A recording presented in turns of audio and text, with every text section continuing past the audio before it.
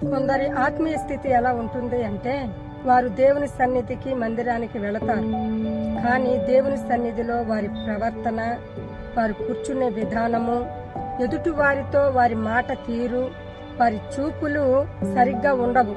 వారి మనస్సు, వారి హృదయము దేవుని పైనే గాని దేవుని పక్షాన సేవకుడు నిలబడి వాక్యాన్ని బోధిస్తూ ఉంటే ఆ వాక్యం మీద శ్రద్ధ నిలపకుండా దేవుడు మనతో ఏం మాట్లాడతాడో వినాలి అనే మనసు ఉండదు.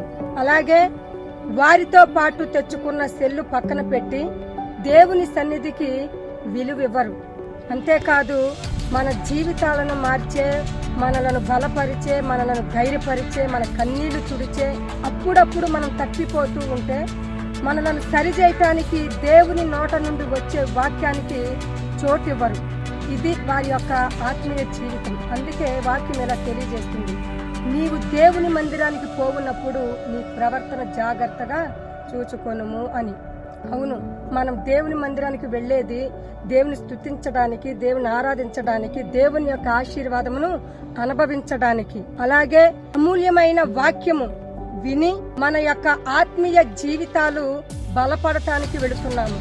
కాబట్టి దేవుని మందిరానికి వెళ్ళేటప్పుడు మన వస్త్రధారణ ఎలా ఉంది, మన నడక, మన ఆలోచనలు, మన ఆత్మీయ స్థితి ఎలా ఉంది అని గ్రహించుకొని దేవునికి భయపడి మన ప్రవర్తన జాగ్రత్తగా చూసుకుందాం.